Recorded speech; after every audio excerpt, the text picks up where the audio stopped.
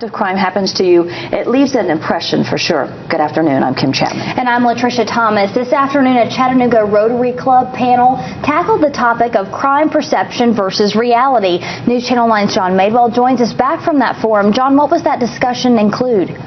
Well, Latricia and Kim, the panel said many factors drive perception that crime may be up here in Chattanooga, but they cited numbers that point to crime going down in the scenic city, and all acknowledge there's still much work to do.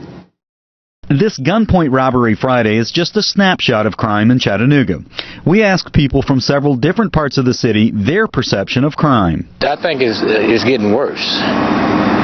I think crime is getting worse. It's a beautiful downtown area, and I feel like a lot of the crimes moved out. It's a very subjective topic, but Chief Bobby Dodd says over the last 10 years, crime overall has declined.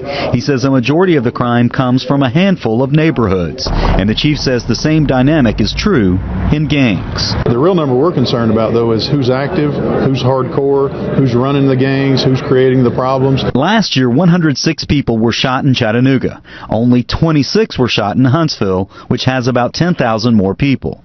Dodd says the FBI cautions against comparing city to city. He adds 80 to 90% of violent crime here is targeted, not random.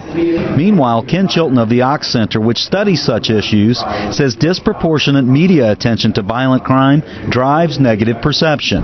He adds social media creates hyper-awareness. So I go back to that statistic that I pointed out. If you ask people, is there a crime problem in my city? 68% will say yes. Is there a crime problem in my neighborhood? 11% will say yes. The perception is that it's very dangerous out there, and that's just a lack of access to the facts. District Attorney General Bill Cox says citizens need to shed reluctance to get involved when crime happens. His example, more willingness to testify as witnesses. It'll happen. I think that once people begin to realize the degree of problem that they might have in their own communities, eventually they're going to start stepping forward, or at least that's my hope.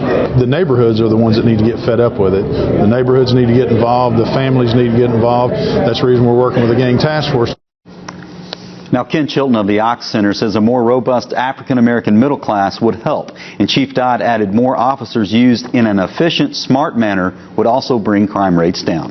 Latricia? All right, John, thanks for that information.